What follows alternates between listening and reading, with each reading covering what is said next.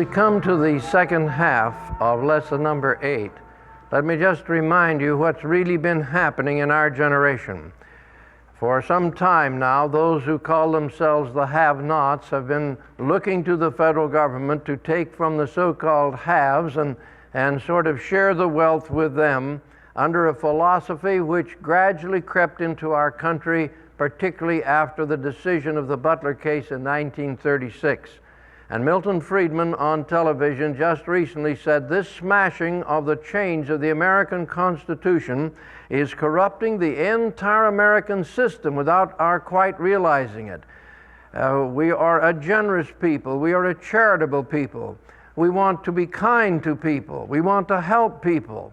And I, as one who came up from among the have-nots, understand the problem. But the founders said, it really won't help you. It will corrupt both the poor and the political system if you ever give politicians the right to start taking from one group and giving to another and absolutely destroying the equal protection of rights. All right, now a system is your first blank there under number 5. And now let's just talk about some of the things that it's doing to us. It is destroying the equal protection of individual rights by selective taxing and selective regulation of business and industry. See, the federal government under this Butler case has started moving in, not only taking from the haves and giving to the have-nots, redistributing the wealth, but now taking unto itself the appropriation and expenditure of money for areas which they say it's for the good and general welfare of the people. This whole new interpretation of governmental power, as we have earlier mentioned, is destroying the whole concept of limited government. All right? It also destroys the rights of the states by allowing improper federal activities to come within the states, and it's allowed because it brings in federal funds. That's what you hear all the time. Oh, but we'll get some money. And you know what everybody thinks? We'll get the money from California. You know, in Utah, why we of course think it must be coming from California or Missouri or Kansas or New York or somewhere. And I know good and well what you folks think over here. You probably think it's all coming from us. Kennecott copper and everything we have in Utah. No, it's coming out of all of us. Comes right out of our pockets. We're all paying. And we aren't getting money from somebody else. The federal government doesn't have any funds. It extracts them from the people under this new philosophy. All right? This whole idea has greatly increased the taxes of the states, trying to provide matching funds. Does that sound familiar? Oh, they're desperately trying to provide matching funds so we'll get those millions from California, New York, and rich Texas. Isn't that right? That's the way we do it. That's the psychology that this whole thing is feeding upon. It has created, under D, a nationwide climate of excessive taxation on all levels until the average citizen today is paying 43% of everything he or she earns to feed this monstrous tax structure that has finally been saddled on us. Now, the Founding Fathers knew that we had to be taxed for certain essential services, and we don't mind that. But something else has happened now, where vast quantities, billions of dollars are being extracted from the people, so they don't get to decide how it's spent. It is spent by those who belong to the vast bureaucracies that have been set up to regulate our lives and to spread around in these so-called transfer payments the wealth of the nation. If it were left among the people, it would be so much more productive, as was demonstrated in California after they changed their tax structure, left the money among the people, and folks said, well, it'll cut down government jobs. Do you know what it did? It created nearly 10 times more private jobs than it cut down in the government. You leave the money with the people and it's dynamic, it turns over, it's productive. All right. Reckless, let's take the next one. Reckless and profligate spending has produced a climate in the government and among the people in which fraud, theft and embezzlement of government funds has become almost routine, almost a way of life. And the General Accounting Office got to working on it to see how much was being wasted, stolen, embezzled, and squandered, and got up to $44 billion they could account for by 1978. $44 billion, if you can imagine that, and that's your blank. This kind of wastefulness cannot possibly be a blessing to this great nation. This has got to stop. I think all of you realize that, and they say, well, people keep asking me, how can we stop it? It isn't difficult. You just have to start electing constitutional Democrats and constitutional Republicans in sufficient quantity to get a majority, with ramrods down their spines that'll go back there and fight, and you can change it. The American people are capable of solving these problems. We just have to sit down here and realize how serious it is and make up our minds we're going to do it. All right? This unconstitutional federal funding has also completely confused the role of strong local self-government. I'll tell you, it has eroded away the traditional sense of local responsibility and local restraint in spending. And you know what happens in our communities when they need a sewage disposal plant or something? What do they think? What's the first thing the city fathers think about when we need an expenditure, or for beautification, or for new streets and lights, etc.? What's the first thing now that people are beginning to think of?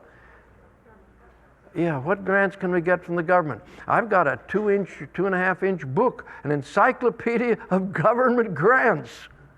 So you look up sewage disposal. Yep, 3 different kinds of grants. There it is. All right, Article 1, Section 8, Clause 1 provides that taxes of various kinds shall be applied uniformly. Uniformly. All right? Now notice what's happened. In the United States, it was decided by the Founding Fathers that the taxes should be the same for all of us. Let's have it equal. Let's all of us feel that we have been treated fairly. An unfortunate thing happened. The Supreme Court has said we're not going to ask whether they are uniform as to individuals, but just geographically. In other words, whatever tax we have, we want it to be the same in New York as it is in California. Now, if it's not uniform as to individuals, who worries so much about uniformity in a geographical sense? And so, number one is the individual citizen.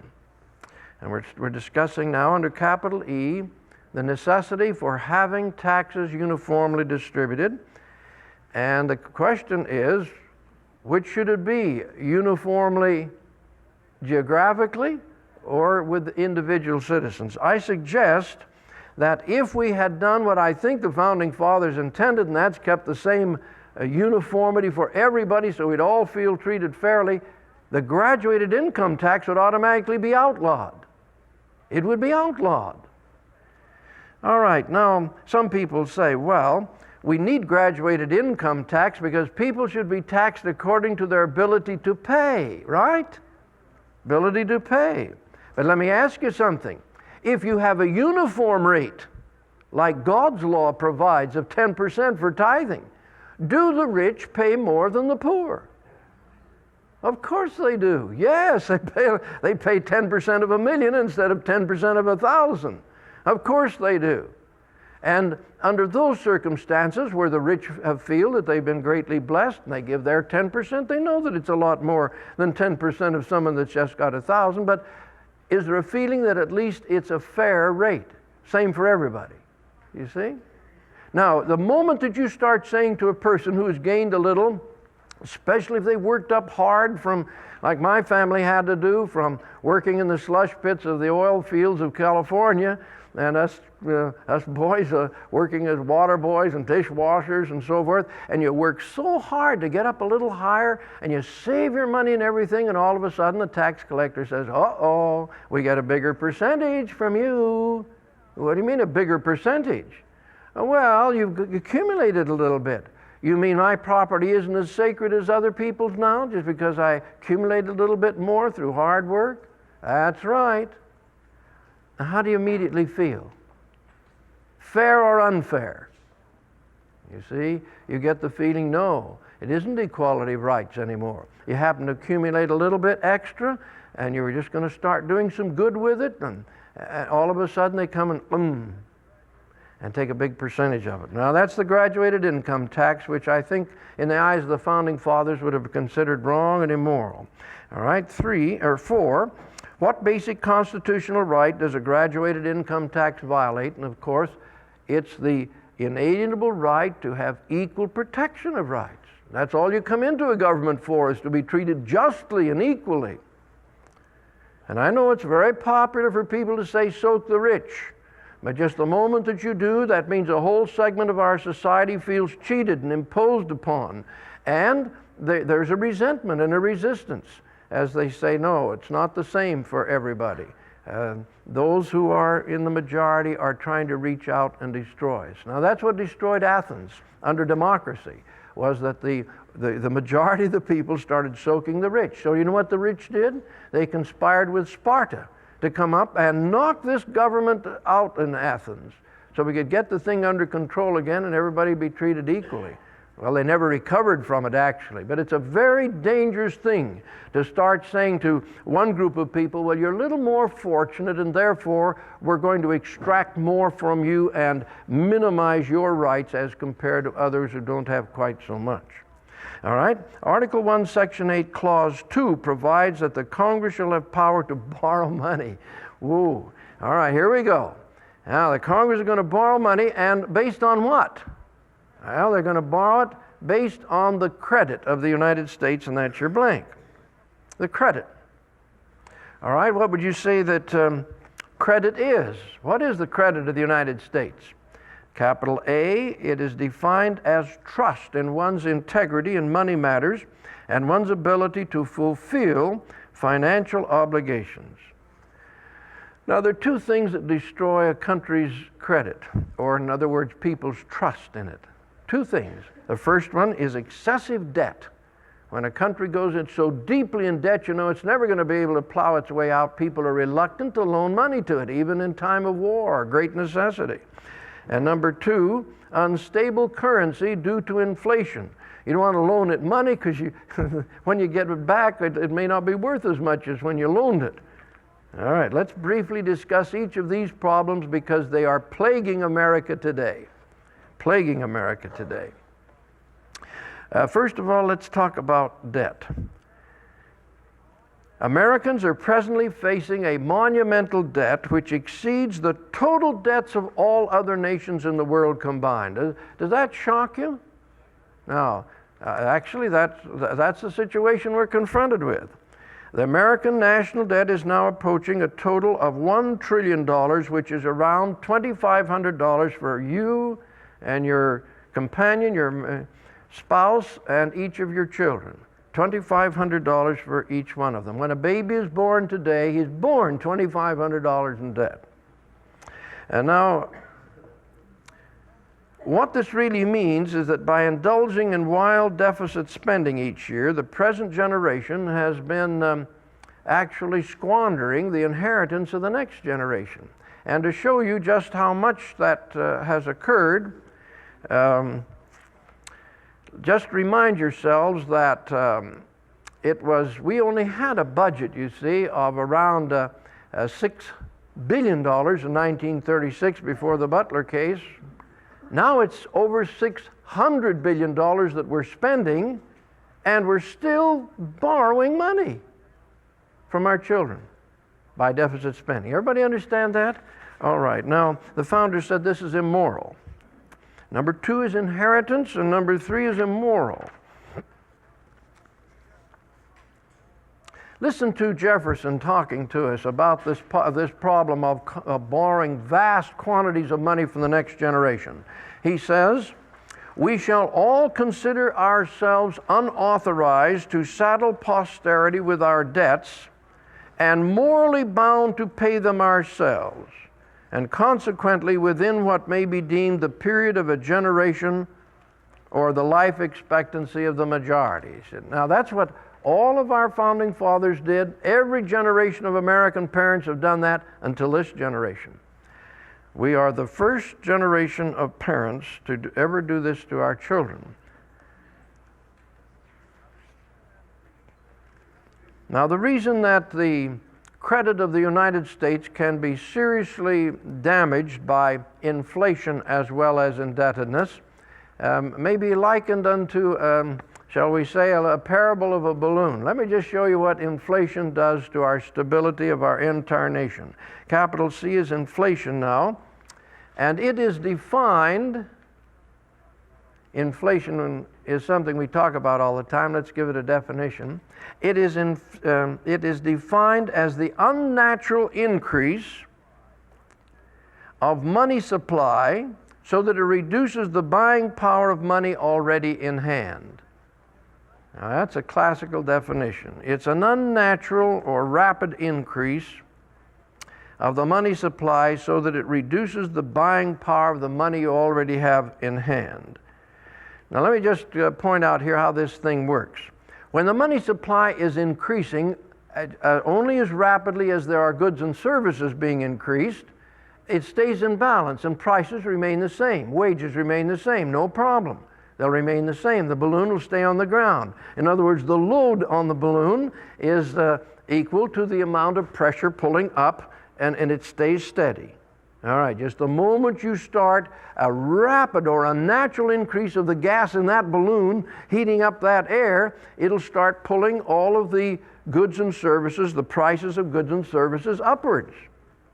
Does everybody follow that? Let me give you just a very quick example. Let me put my paper down here a minute. Suppose I'm a used car dealer, and I go to work in the morning. I get a car out there in front for $1,800. It cost me $1,400, and I put $100 into it, but I've only got a $300 markup. I think that's nice and modest, going to help me pay my overhead, etc. Fellow comes in and he says, "How much is that car up front?"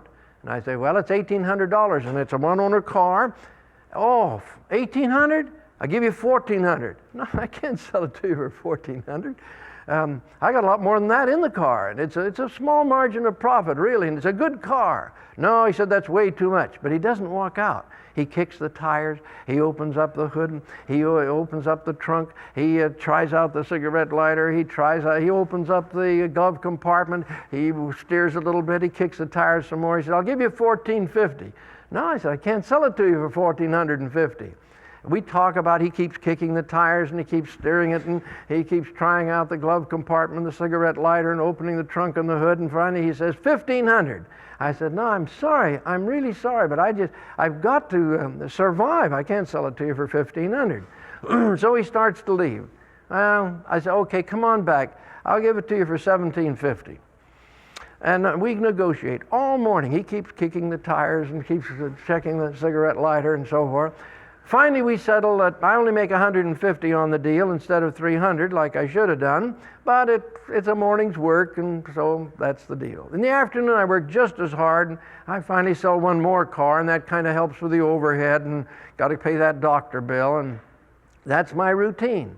And the public then learns that in our area we're going to have a multi-million-dollar dam built, and federal funds are going to come pouring in, and I read about it and I'm kind of interested, but you know, that's just another day. But one morning I come to work and the fellow says, "How much is that car out there in front?"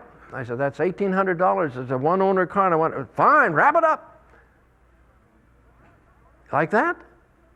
"Well, sure, something wrong with it?" "No, nothing wrong with it." "Oh, my wife won't believe this." Oh, dear. Man, I didn't have to bargain, no kicking of tires, no nothing. And so I do it. You know, you deserve that once in a while. And he goes on his way. In the afternoon, fellow comes along, he says, "How much is that car out front?" I said, "Well, that one is $2,500, and I want to tell you it's a bargain." "Good, I'll take it." "You will?" "Yeah, sure. I need the car. Come on, write up the contract." Oh, my wife really won't believe today. This has been a day. So I do that. Next morning, I do the same thing. And next afternoon, I do the same thing. And the third day, and the fourth day. My cars are going like hotcakes. And suddenly it dawns on me, oh, I must not be charging enough. I must not be charging enough. I'll bet you when I go out to get additional cars to replace these, I bet I have to pay a lot more. I better put up the price, see what goes on here. So I start putting up the price, $200, $300, $400. They still keep going. $450, they start kicking the tires. Now now I've reached the buyer's resistance level. Okay, that's where the price ought to be. A young couple I knew comes into me and they said, "Now, where's that $1,800 car?" Oh, I said, "That one's sold. I got one just like it, however." $1,800? No, it's $2,250. Oh, no, we can't afford that. We want one of those $1,800 cars. Well, it's the same car. Well, we've got our savings now. We're ready to buy that car, but I'm sorry. Prices have all gone up. You mean our $1,800 won't buy the car anymore? No, you got to have $450 more. I'm awfully sorry, but that's just the way things have been going around here. Gee. Now, do you notice what's happened? This young couple had $1,800 in the bank. Is their $1,800 worth a car now? That particular car? No. Its value has gone down. And as a result, they've got to go and get another $450. You see what's happened? A lot of money poured in. A lot of people wanted cars. A lot of people are coming in from other towns. They want cars. They got to get out to the dam site. I mean, the site of the dam. Didn't sound quite right. Didn't come out right. Anyway, you got to get out there. And so you got all this money pouring in. Now, do you see what that definition means? It's the sudden or unnatural. You see, it isn't natural for us to have that much money floating around. Well, we're glad to have the dam, but you must expect an inflation of prices. Now, that will bring us to the next blank down here. It is important to know that the rise in prices and wages is not the cause of inflation. It is the result. Will you remember that? It's not the cause of inflation. It is the result. Well, now, inflation, if you just let it, there's bound to be a little inflation when you have buildings of dams, etc. in the community. There'll be some inflation. But to have it across the country with the government pumping paper money out from the presses as a deliberate policy, turns out to be a fraud on the people. And everybody ought to know that. It destroys the economic stability of the whole nation when that starts happening. The value of savings begin to shrink. I mean, here this poor family, they thought they had some money. This boy and girl, they thought, see what happens to that dollar? Now, up here on the screen, you see a dollar that I earned in 1939. Now, see what's happened to it? It's only worth a few cents now. And I want to tell you, I worked mighty hard for those dollars in 39 toward retirement. Your insurance policies are less. Your elderly people who are in retirement and thought they could enjoy doing the things they want to do have to go back to work in order to survive because their retirement funds have shrunk so badly they can't live on them anymore. And farmers particularly feel the crunch during an inflationary period because traditionally the prices always get ahead of the field price of agricultural products. They always get behind.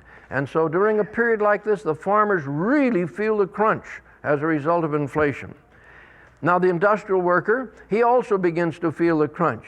And here's a man who was doing pretty well here until all of a sudden we got inflation. And what does he do? He finds that he cannot live on the wages he's been getting. They won't buy as much anymore. Grapes up over $1 a pound? What's going on here? Inflation. Those prices will always rise to meet the level of buyer's resistance. And you've got a lot of money being pumped out from the paper presses of the government. That's what will happen. So they go on strike. You get all kinds of strikes as a result of inflation. Any government that adopts an inflationary policy is doing a great disservice to its people. Even though it keeps coming and saying, well, we're giving money to the poor, we're giving money to the farmers, we're giving money to small business, giving money to big business. They're pumping it out of presses and it's inflationary.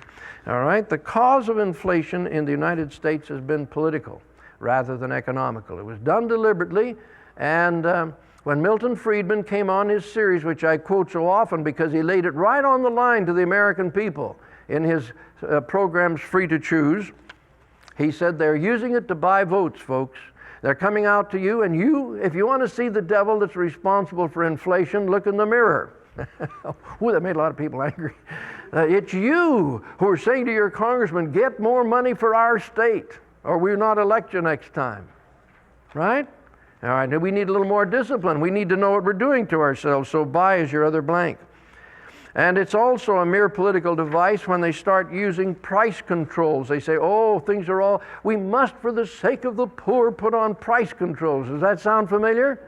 All right, President Nixon did it. Now we've got the people putting pressure on the present president to do it. And if you do, here's what will happen. Price controls wipes out the profit margin. And so people stop producing the very thing that they're controlling the price on. And you get scarcity. Scarcity because they've wiped out the profit. Your first blank was economically, and the second one is profit. And people just have to have something, so they'll pay an excessive price to get it, and that's a black market, you see. People start pumping it under the table, and that's the black market. I remember when President Nixon put on price controls to help the poor, etc. We had our little farm, and we were trying to get some baling wire. It disappeared from the market. And pretty soon it came back, but guess where it was coming from? We didn't know it at the time we bought it. We had to pay $96 per reel, where we used to pay $12.50 for a reel of baling wire. It went from $12.50 to $96. It was being smuggled in from Japan. And somebody probably along the line was getting a take to get it in the country. In any event, it leads to corruption. You'll get scarcity, black market, and corruption any time that you use price controls. It has never worked anywhere in the world for anybody under any different circumstances than that. All right, let's go now to another thing that the government is allowed to do under the Constitution, which has gone through quite a series. I'm just going to be able to start this now because Lesson 9 is a continuation of these 20 powers. So we'll complete 8 here in just a moment. The government is allowed to control foreign commerce, interstate commerce, and commerce with our Indian population. There's a reason for each one of these. Now, foreign commerce is designed to put duties on goods coming in to be sold to Americans, and that's the way the founders intended the original federal government to raise most of its money. That's all they thought would be necessary. Then tariffs are put on in order to protect our domestic production from cheap labor or slave labor coming in from abroad. And I've discussed that with you before. Because we don't want food dumped on our American markets that's been raised by serfs or slave labor and force our farmer back down to the serf level to compete. So we put a tariff on to make foreign food come up onto a level and compete, or we should do. Then the federal government can provide inspection of goods. That's the next one, to prevent pests and diseases coming into our country. And then, if necessary, they can put an embargo on something like that's going to Castro or some communist country so that we can show that we do not want to do business with them. Well, now let's stop right there, and we'll continue with Lesson 9 as we go on into the next section of these 20 powers given to our Congress by the states.